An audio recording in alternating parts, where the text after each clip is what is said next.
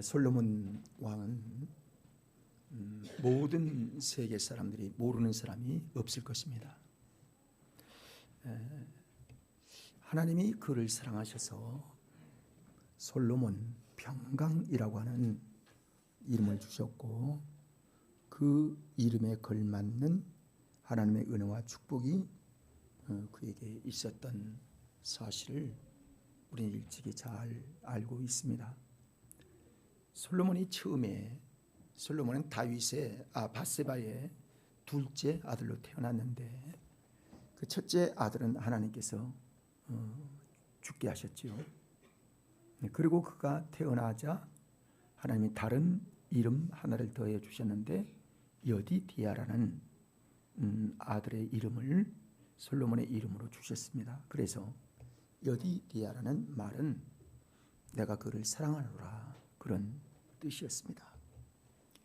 그래서 솔로몬은 다윗과 밧세바의 사이에 둘째 아들로 태어나서 이제 하나님의 축복 가운데 살았던 귀한 아들이었는데요. 여호와께서는 솔로몬을 지명하셔서 그를 통해서 예루살렘 성전을 짓도록 하나님께서 그를 선택하셨습니다.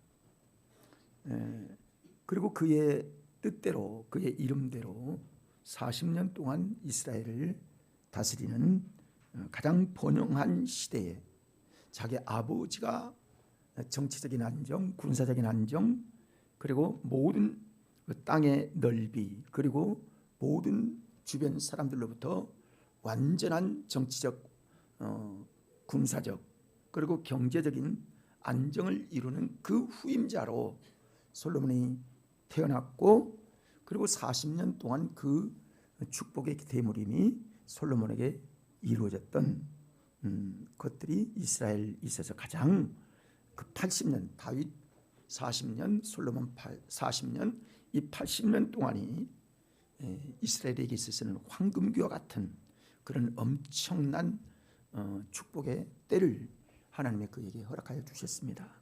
근데 그 전에 솔로몬은 다윗의 열매라는 사실도 우리에게 귀한 교훈을 주고 있습니다.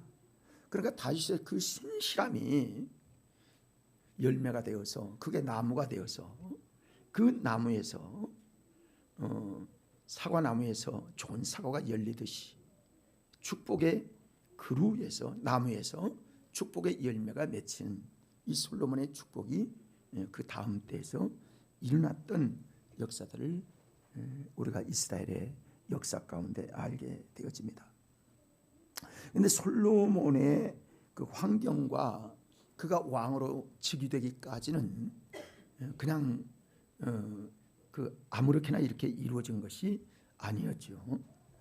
원래 엄격한 법적 의미에서 보면 솔로몬은 왕이 될 만한 그런 자격이 없었던, 즉 왕권을 계승하는 그런 적자가 아니었던 것들을 보게 됩니다.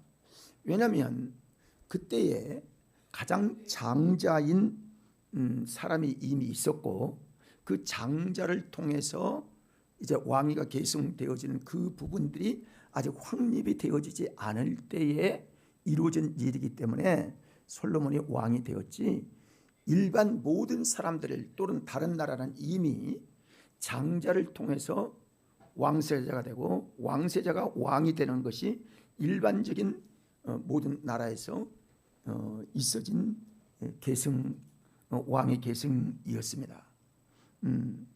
근데 그때 이미 이 이스라엘의 나라, 즉 다윗 아래는 13아들 중에 아도나이라고 하는 특출한 아들이 있었습니다. 그래서 이 아도나이라고 하는 이 아들의 강력한 도전이 솔로몬에게는 있을 수밖에 없는 그런 상황에 놓여 있었습니다. 그때 군대 장관인 요압은 그 아도나이를 뒷받침했고, 그리고 그때 대제사장이었던 또한 그 아비아달 제사장은 이 다윗의 모든 종교적인 지도자였을 뿐만이 아니라 아도나이의 귀한 조력자고 그리고 협력하는 그런 사람이었기 때문에 이 솔로몬에게 왕위가 계승된다고 하는 것은 그때의 상황으로 봐서는 그리 쉬운 일이 아니었던 것들을 알게 됩니다. 아도니아는 아주 교묘한 사람이고 그리고 추종자들이 많았기 때문에 전략에 아주 강했고 그리고 다윗 다음에는 당연히 자기가 왕이 될 줄로 생각했던 그리고 모든 타인들도 그렇게 인정하는 그런 사람이었습니다. 그런데 하나님이 한순간에 다윗에게 나타나서 내가 솔로몬을 너의 다음 왕으로 세우리라 이렇게 말씀하신 거예요. 그러니까 다윗은 하나님의 말씀이라면 뭐 어떤 말씀이든지 그대로 순종하는 분이었기 때문에 그렇게 하려고 할 수밖에 없는 상황이 생겨나게 된 것이죠. 아도나이는 후에 자기 자신을 왜 내가 왕을 계승하지 못했나 하면 하나님께서 나를 막으셨기 때문이다. 그렇게 그는 고백하고 있던 것들을 보게 됩니다. 그러니까 여러분 한 나라의 왕을 세우고 특히 하나님의 그 나라인 이스라엘을 하나님께서 왕을 다윗의 후손에게 왕위를 계속 이어가겠다고 하나님 말씀하신 것처럼 하나님께서 이 다윗의 후손을 통한 하나님의 통치의 역사가 예수 그리스도의 세계까지 이루어지도록 그 왕권이 이어지기 위해서는 하나님이 원하시고 하나님이 기뻐하신 뜻대로 일들이 이루어지기를 원했던 하나님의 역사를 보게 됩니다. 그래서요 솔로몬이 이제 하나님의 특징을 입은 다윗의 후계자가 되게 된 그 즈음에 하나님께서 다윗도 하나님이 보실 때 내 마음에 합한 자라고 하는 그런 칭찬을 하셨잖아요.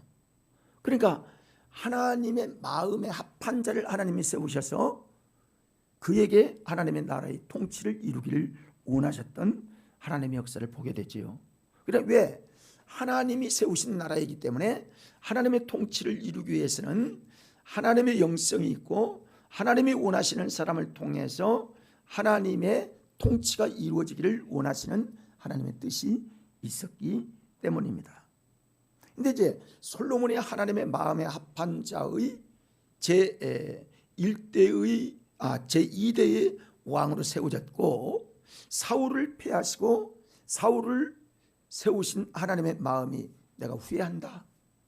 그리고 내 마음에 합한 자 다윗을 세우겠다. 그래서 다윗이 세워질 때에 다윗을 하나님께서 왕으로 세우시고 그 모든 주변을 다 완전히 안정되게 하신 하나님의 역사가 다윗에게 주신 선물이었습니다. 다윗 때만큼 이스라엘 영토가 넓은 때가 없었고 다윗 때만큼 모든 주변의 모든 왕들이 굴복한 때가 없었습니다. 그러니까 그 권세는 막강했고 그 부와 그리고 짐승과 그리고 군사들과 모든 것들이 풍부한 하나님의 은혜가 다윗 때에 이루어지게 되어진 거예요. 그 중에 이제 솔로몬이 하나님의 임명을 받을 그런 상황에 놓여 있습니다. 자, 그러면 하나님은 어차피 솔로몬을 통해서 하나님의 역사를 이루기를 하나님이 작정하셔 솔로몬을 세우라고 하신 거예요. 근데 세움 받은 이 솔로몬은 어떠했느냐? 우리가 잘 아는 대로 첫째 그는 나라가 안정되고 그리고 아버지의 영성을 내가 받아서 그 아버지의 하나님을 경배하고 하나님을 영원하게 하면 하나님이 이렇게 부요하게 되고 하나님을 잘 섬겼던 아버지의 그 열매가 자신에게 돌아왔다는 사실을 알고 그가 첫 번째 한 일이 일천번제였습니다. 우리가 잘 아는 대로 그렇죠? 일천번제는요 지금 상황이 안 좋고 지금 환경이 이러니까 내가 일천번제 드려야지 그런 게 아니에요. 아버지의 그 영광이 가장 가장 화려할 때에 그 아들을 임명받은 그 솔로몬의 첫 번째 한 게 일천번제였다고요. 이건 아쉬워서 하거나 급하니까 기도하거나 그런 차원이 아닙니다. 아버지를 하나님이 사랑하시고 아버지가 하나님을 사랑했던 그 신앙의 계승을 솔로몬이 그대로 받은 거예요. 그래서 다윗이 때만 되면 하나님께 기도하고 하나님을 찾고 하나님을 영원하게 하고 제사하는 일에 아주 신실한 이 믿음을 솔로몬이 본받아서 그런 일천번제를 드렸다, 그렇게 말씀합니다. 근데 일천번제 드림으로 말미암아 그 끝나는 다음 날 하나님께서 그 밤에 꿈으로 솔로몬을 찾아오셨죠. 그리고 얘기합니다. 오늘 본문 말씀 보면 내가 너에게 무엇을 줄고 내가 너를 무엇을 줬고. 그 전에요, 그러니까 그런 것 같아요. 하나님은 우리 마음 중심을 보세요. 우리 마음 중심에 정말 하나님을 사랑하는 마음이 있는지, 정말 하나님을 섬기는 마음이 있는지, 내 중심을 하나님께 온전히 드리고자 하는 그 신실한 믿음이 있는지를 보신다니까요. 함께 따라할까요? 우리의 마음 중심을 보신다. 그러니까 우리 마음 중심을 하나님께 드려야죠. 그래야 되겠죠? 그래야만 하나님이 기뻐하셔요. 그래서 하나님의 영광을 힘있게 되는 거예요. 하나님을 우리 마음 중심에 둔 사람은요, 함부로 살지 않아요. 경거망동하지 않아요. 조심해요. 그리고 주의 일들을 즐겨할 뿐만이 아니라 그리고 거룩한 일로 구별하고요, 세상에서 구별된 삶을 살려고 하는 겁니다. 당연히 그러는 거예요. 왜? 우리를 거룩하게 구별하신 하나님의 은혜로도 살겠다는 마음을 갖게 되기 때문에 그렇습니다. 그래서요, 6절부터 7절의 말씀을 보면 그렇게 말합니다.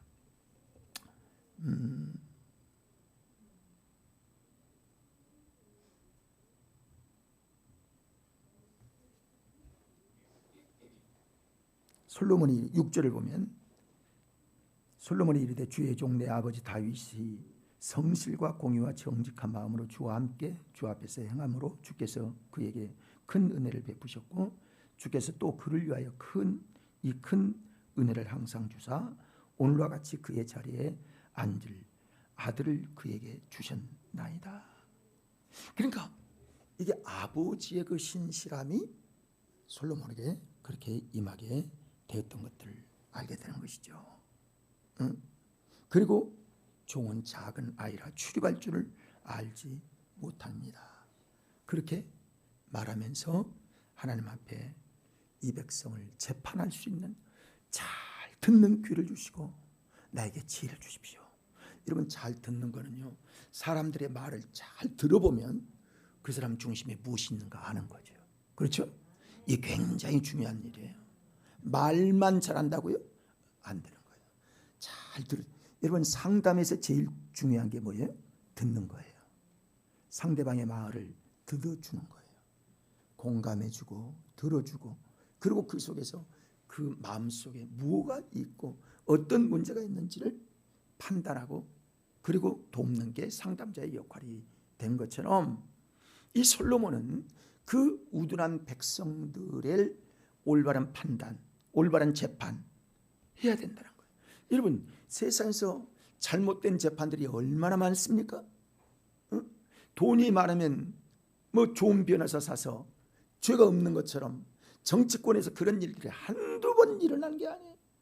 우리나라 백성들이요, 그런데 상처를 굉장히 많이 가지고 있습니다.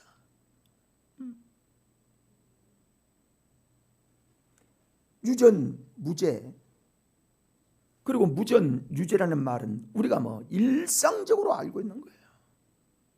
그래서 솔로몬은 그렇게 하지 아니하고 빼깁고 돈이 있으면 도움을 받는 것이 아니라 올바른 재판, 올바른 판단을 하기를 원하는 정직한 마음을 가지고 있었던 것들이 솔로몬이 가진 그런 마음이었고 하나님께 그 마음이 맞았다. 하나님의 마음에 맞았다. 그렇게 말씀을 합니다. 그렇습니다. 그래서 하나님의 마음에 맞는 기도를 했다. 사랑하는 여러분, 우리도 기도할 때에 하나님의 마음에 맞는, 자꾸 뭐 달라고만, 그것도 우리가 해야 되지만요, 하나님이 주시려면 우리가 어떻게 삽니까? 그것도 필요하지만, 그런데 하나님의 영광을 위해서 하나님의 마음에 맞도록 기도하는 것이 우리에게 필요하지 않나. 그렇죠? 이게 솔로몬의 기도가 바로 그랬다는 거예요. 그래서 솔로몬이 받은 축복의 은혜가 그에게 임하게 되었다는 것이죠. 여러분, 하나님이 솔로몬에게 주신 첫 번째 복이 뭐였어요? 지혜였지요. 지혜. 그렇죠? 지식이 아니라 지혜였죠. 그렇습니다. 하나님이 솔로몬에게 지혜와 총명을 심히 많이 주셨다. 심히 많이 주셨다. 또 넓은 마음을 주셨다. 이것도요, 참 하나님의 은혜가 아닐 수가 없습니다. 여러분, 좁은 마음이 있어 조금만 나에게 불필요한 얘기하면 정적으로 얘기하고 죽인다든지 숙청을 한다, 이러면요, 그릇이 안 되는 것이죠. 그런 마음이 넓어서 지혜와 총명도 주시고 넓은 마음을 주고 다 품고 이해할 수 있는 그런 마음을 주셨다는 것이죠. 그래서 그로 인하여 하나님께서 그 주변에 좋은 믿음의 사람들, 또 좋은 지혜의 사람들, 좋은 전문가들을 계속 붙여주시는 거예요. 그래서요, 나라가 튼튼하게 든든하게 세워졌던 거예요.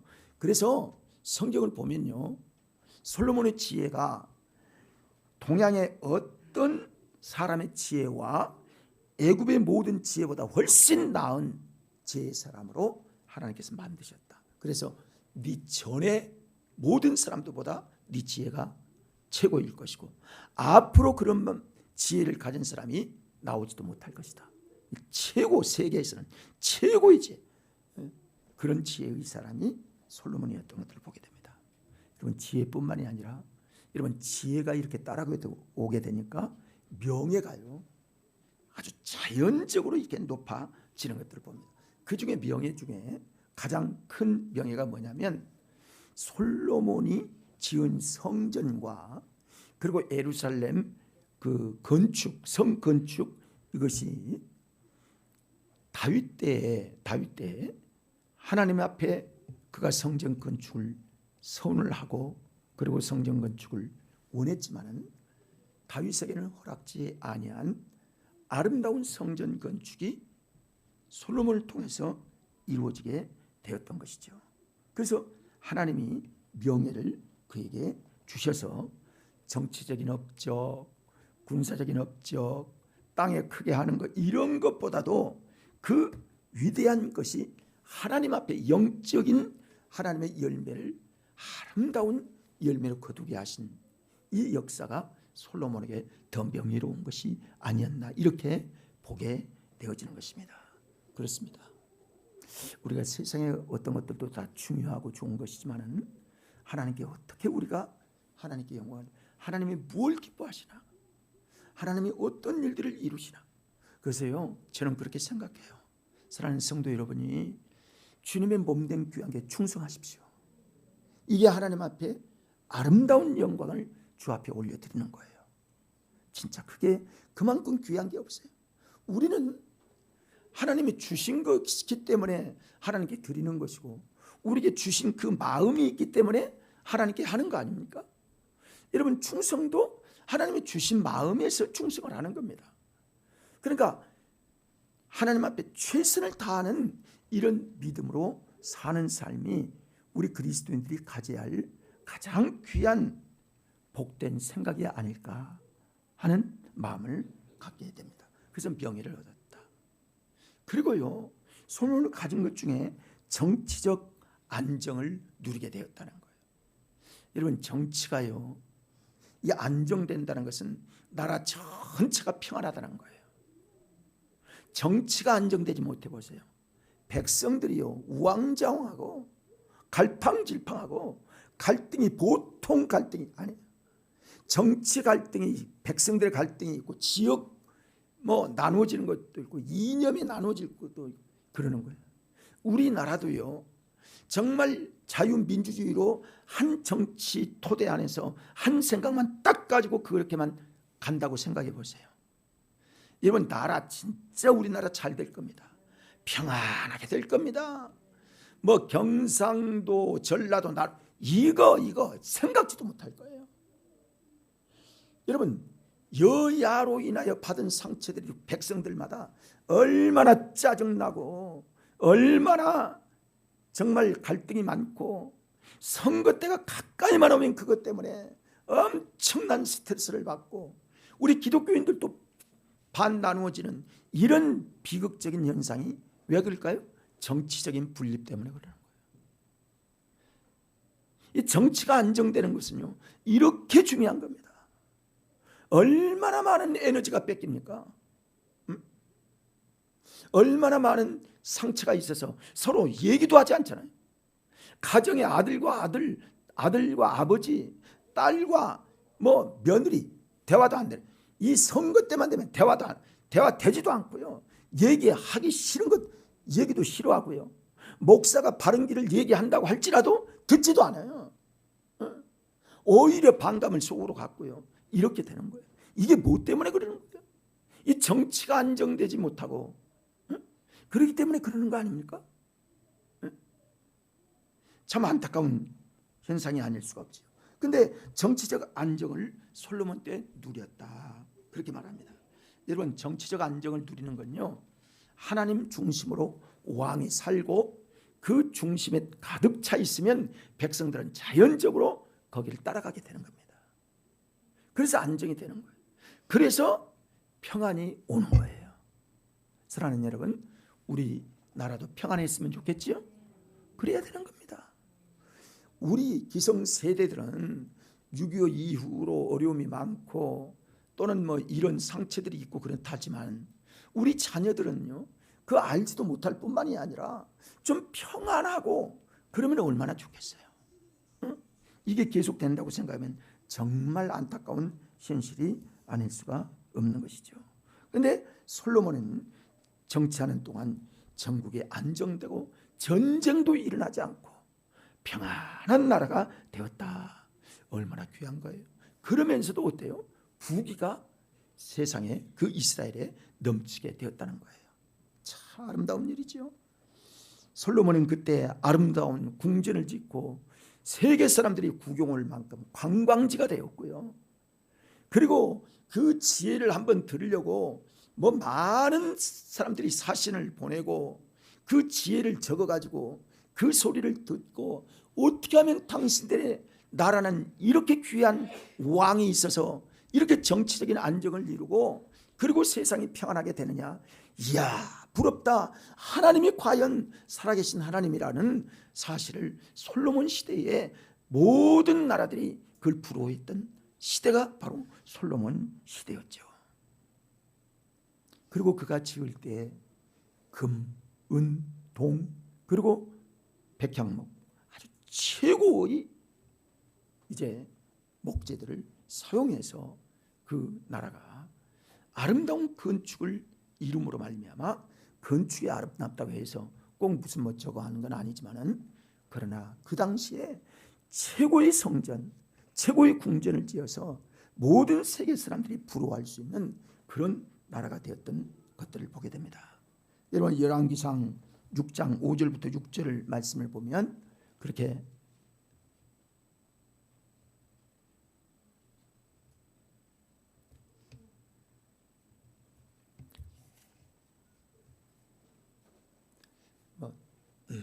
어쨌든 잘 지었다는 거예요. 그 다음에 솔로몬이 하나님의 성전을 건축하게 되었다.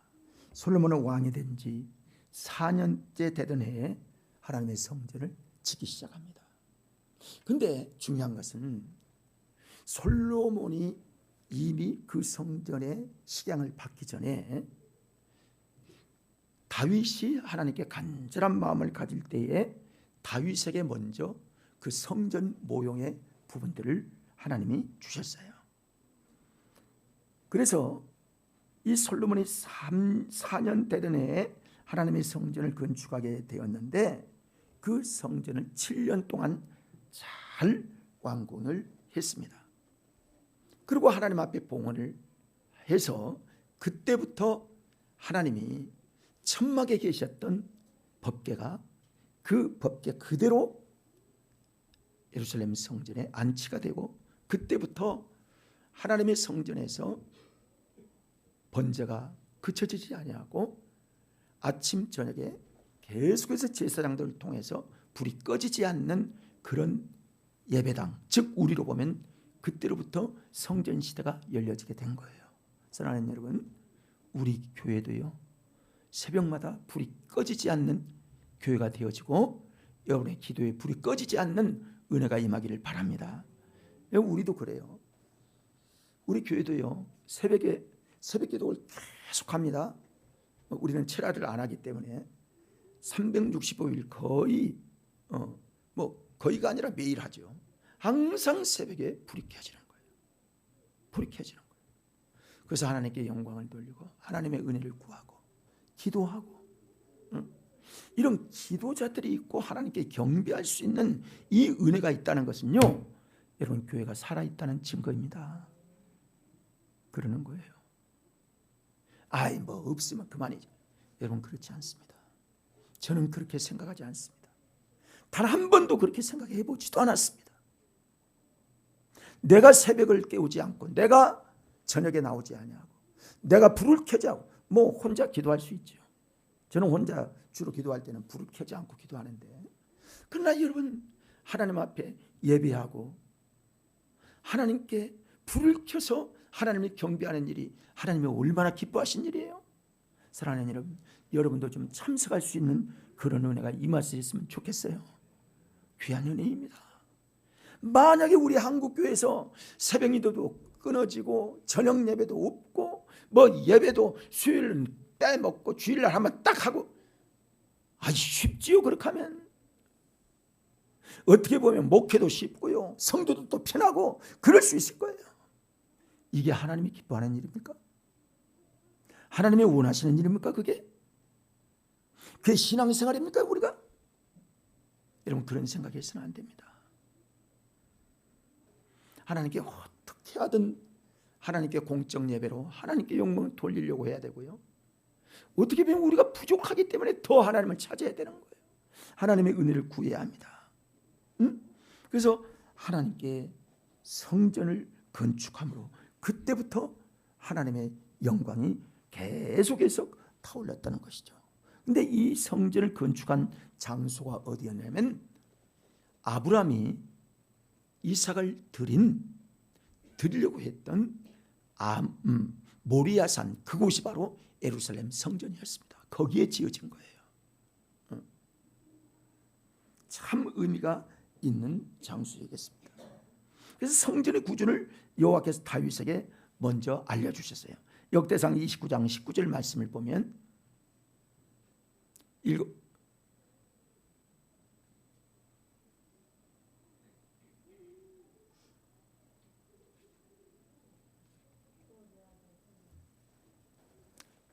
읽어봅니다.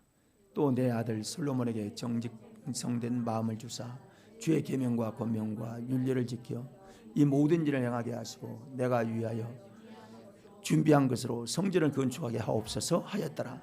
지금 누가 준비했다는 거예요? 솔로몬이 아니라 다윗이 모든 것들을 다 준비했다는 거예요. 그것을 솔로몬에게 건축하게 하였다. 그래서요 또한 다윗은 솔로몬의 그 모형을 알려주었어요. 역대상 28장 11절부터 19절까지 보면 읽어봅니다.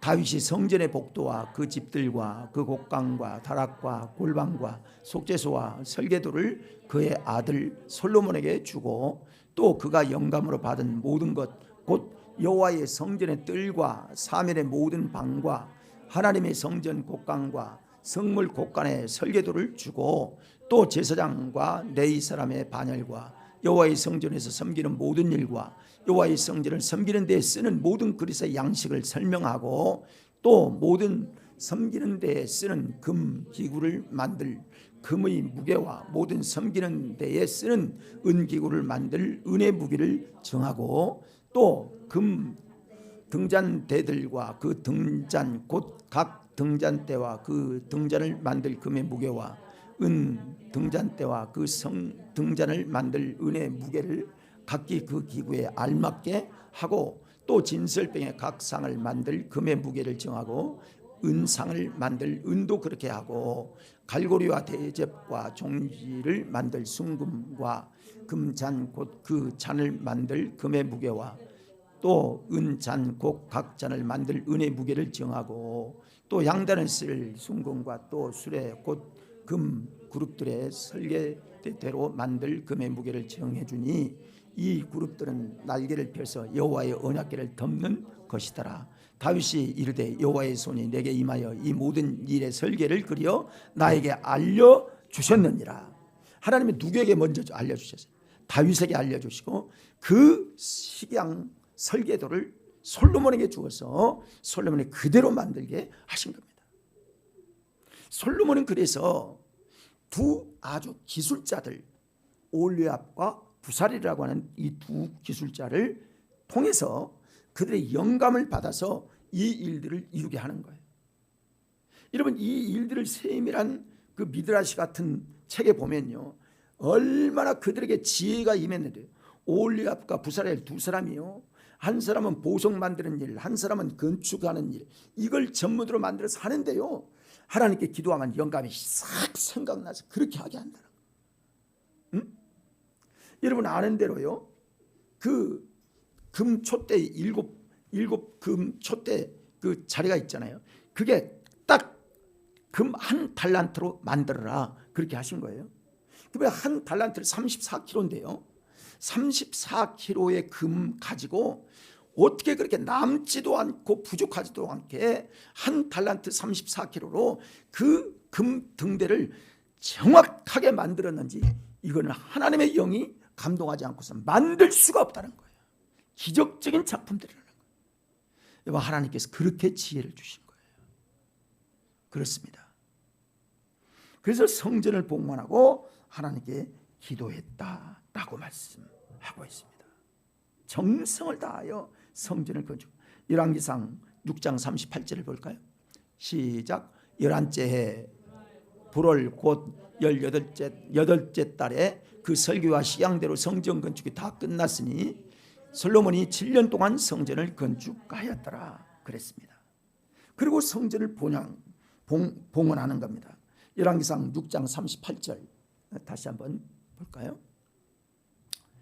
네, 성전을 건축하였더라 그랬어요. 그리고 하나님께 기도하였다. 그리고 그때부터 하나님의 성전에서 불이 그쳐지지 않는 일이 임하게 되는 거예요. 여러분 우리 쉴만한 물가 교회도요 제가 기억하기로는 뭐 그렇게 하루 종일 불을 한 번도 안 켰다 그런 날이 그렇게 많지 않을 것 같습니다.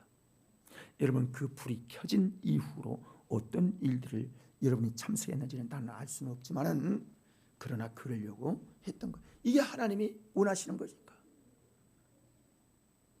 그리고요 제가 지금 생각하는 건요 우리가 6층 건물을 지었을 때 처음에 짓고 완성한 다음에 이제 여기에서도 솔로몬도 그랬는데요 그때 기이한 일들을 저는 지금도 기억합니다.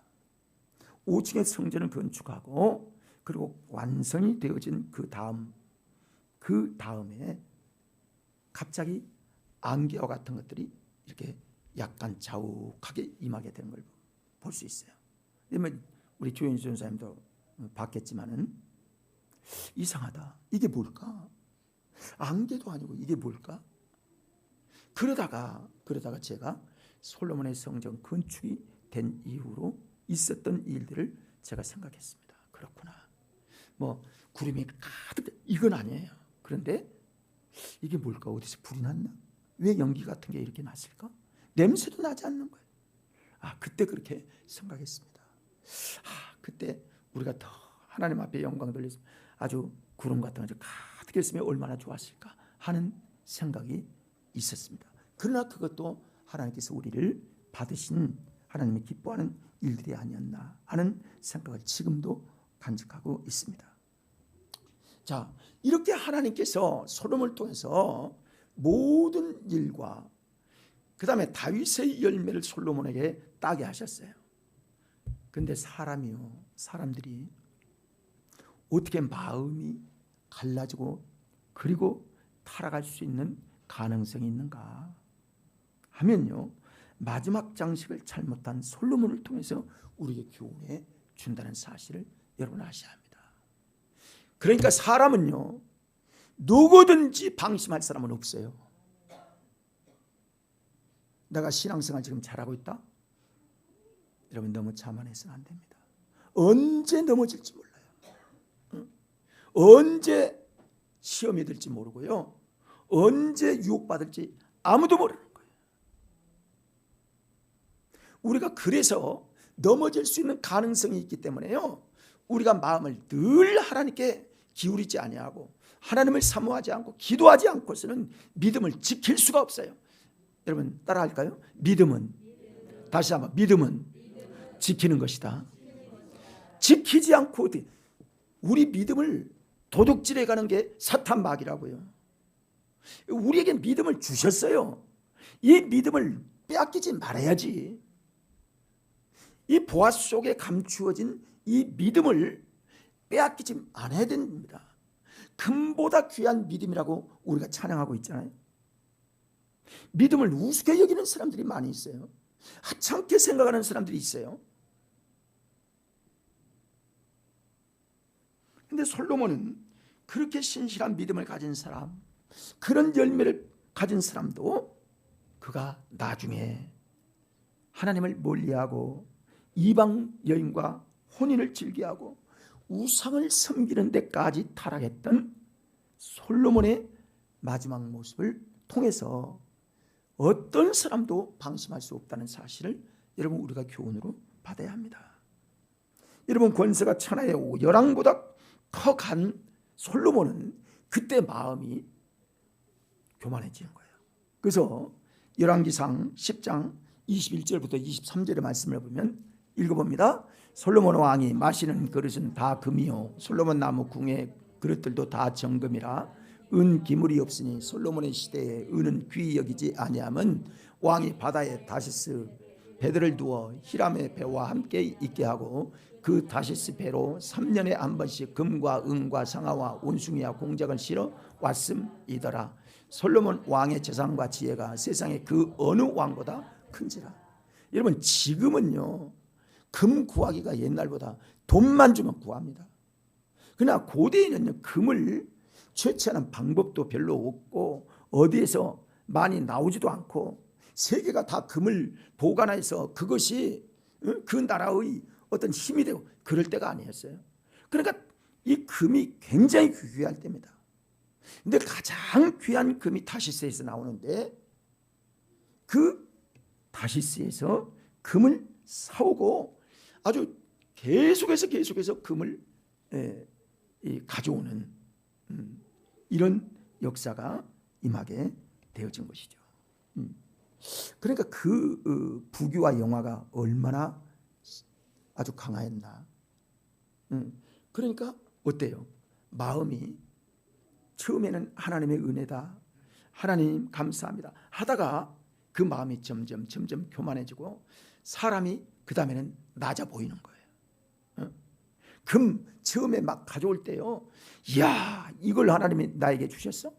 그러다가 나중에 그게 많이 들어오고 그러니까요 나중에는 너 얼마 가져왔냐? 아이 그게 선물이냐? 이런 생각도 들었을지도 몰라요. 사람은요 물질이 많아지고 그러면요 이렇게 변질될 수 있는 가능성이 누구든지 있다는 사실을 여러분 아셔야 합니다. 그렇게 되니까 어때요? 사람이 돈이 많아지고 모든 것들을 하면 그 다음에 남자는 여자를 찾게 되는 거예요. 타락이 되면 그러는 거예요. 그래서 이방 여인과 혼인을 하기 시작합니다. 많은 이방 여인들을 아내로 맞아 들였어요. 열왕기상 11장 1절부터 3절의 말씀을 보면 읽어봅니다. 솔로몬 왕이 바로의 딸 외에 이방의 많은 여인을 사랑하였으니 곧 모압과 암몬과 에돔과 시돈과 헷 여인이라. 여호와께서 일찍이 이 여러 백성에 대하여 이스라엘 자손에게 말씀하시기를 너희는 그들과 서로 통혼하지 말며 그들도 너희와 서로 통혼하게 하지 말라. 그들이 반드시 너희의 마음을 돌려 그들의 신들을 따르게 하리라 하셨으나 솔로몬이 그들을 사랑하였더라. 왕은 후궁이 700명이요 첩이 300명이라 그의 여인들이 왕의 마음을 돌아서게 하였더라. 여러분, 여인들이요 사람의 마음을 돌아서게 하는 거, 이거 금방입니다. 지금은 한 사람의 여인도 그 여인을 따라가지 않는 남자가 별로 없어요. 참 위험한 거죠. 그러나 믿음 지키기가 그리 쉬운 게 아닙니다.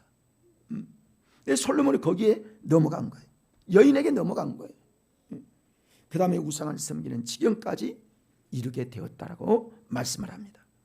나이가 점점 들어지자 이방 여인들에게 솔로몬의 왕을 돌이켜서 점점 그 마음을 빼앗는 거예요. 그래서 자기들이 가지고 온 신을 만들게 하고 신상을 만들게 하고 신전을 짓게 하고 그리고 같이 좀 한 번만 가주세요 해서 거기 가서 같이 절하고, 이런 아주 비참한 일들이 솔로몬에게 임하였던 것입니다. 결국 엄청난 죄악을 범하고 이로 인해서 솔로몬과 이스라엘은 불행한 말로와 형극을 길을 걷게 되어진 것입니다. 여러분, 사사기를 보면 사사기에도 그렇지요. 하나님의 은혜가 구한 다음에 그들이 좋아지고 평강의 시대가 오니까 또 타락하자 하나님께서 그들을 깨우치기 위해서 적군을 붙이니까 적군으로 말미암아 그들이 아주 전쟁에서 치고 먹고 살 것이 없어서 그렇게 고생하고 있다가 우리가 이러면 안 되겠다, 하나님께 구하자 해서 하나님께 구하니까 하나님께서 그 부르짖음을 들으시고 다시 하나님께 사사를 보내사 구원하게 하시고, 이 일들이요 여러 번 반복되는 거예요. 이게 인간의 모습이에요. 인간의 마음이에요. 누구도 방심할 수 없는 것들이 우리 인간의 마음인 것들을 알게 됩니다. 그래서 열왕기상 11장 7절부터 8절의 말씀을 보면 같이 읽어볼까요? 모압에 가증한 그모구를 위하여 예루살렘 앞 산에 산당을 지었고 또 암몬 자손을 가증한 몰록을 위하여 그와 같이 하였으며 그가 또 그의 이방 여인들을 위하여 다 그와 같이 한지라. 그들이 자기의 신들에게 분향하며 제사하였더라. 결국 이렇게 해서 이스라엘 백성 오직 하나님만이 그렇게 영광을 받으시고 80년간 지켜주셨던 하나님의 축복의 역사가 점점 떠나가게 되어서 아주 잡탕의 제사의 나라가 되어버리고 말았습니다. 그러니까 어때요? 하나님이 그 나라를 남과 북을 갈라지게 만들고 말았습니다. 그래서 비참한 남북의 갈라짐의 역사가 그때 시작이 된 거예요. 그래서 자기의 군대의 신복인 여로보암을 통해서 10지파가 이스라엘로 나눠지고, 그리고 자기 아들 르로보암을 통해서 2지파가 유다에 남아서 유다와 그리고 이스라엘에 나눠지는 이 비극적인 역사가 솔로몬 이후에 이루어진 사실을 보면, 여러분, 인간의 영화가요 80년을 넘기지 못하고 있는 이런 역사를 보게 됩니다. 여러분, 우리도요 지금 전쟁 없는 시대, 지금 축복의 시대, 이거 잘 지키지 않고서는요 어떤 일이 어떻게 일어날지 모르는 거예요. 여러분, 믿음 잘 지킵시다. 그래야 됩니다. 그러니까 이걸 지각이 있는 사람은 나라를 위하여 염려가 되는 거예요. 왜? 이 나라를 지금까지도 전쟁 없이 지켜주신 하나님의 은혜를, 하나님의 주신 은혜대로 잘 간직하고 그것들을 잘 보존해야 되는데, 그건 상관이 없고 내 목적만 이루면 되고 내 어떤 사업, 내 어떤 부분, 내 가정, 이것만 생각하니까 뭐 나머지는 뭐 믿음대로 맞지요. 믿음대로 되죠. 그런 나라를 위하여 우리가 얼마나 하나님께 구하고 기도하고 의지하는가. 여러분, 우리 자신을 늘 생각하면서 우리는 이 우리나라의 제사장처럼 우리가 역할을 하는 사람들이 그리스도인들이라는 사실을 여러분 아셔야 합니다. 그래서 내가 기도하지 않고, 내가 하나님을 잘 공경하지 않고, 내가 예배 생활에 그냥 우습게 여기고 내 마음대로 살면요, 나도 하나님께 좋은 결과를 얻지 못할 뿐만이 아니라 우리의 나라, 우리 지역, 우리 교회가, 여러분 내가 하나님께 충성되지 못하는데 어떻게 교회가 부흥되겠습니까? 안 그렇습니까? 내가 나라를 사랑하지 않는데, 내가 나라를 위하여 기도하지 않는데 이 나라가 잘 될 수 있겠습니까? 여러분, 그래서 이 역사의식을 갖고 우리가 신앙생활 잘해서 솔로몬의 교훈을 받으면서 우리가 하나님을 향하여 우리 중심을 하나님께 드리고 우리 신실한 믿음으로 하나님께 나아갈 수 있는 우리 믿음의 교훈을 솔로몬을 통해서 우리가 받아야 될 줄 믿습니다. 기도하십시다.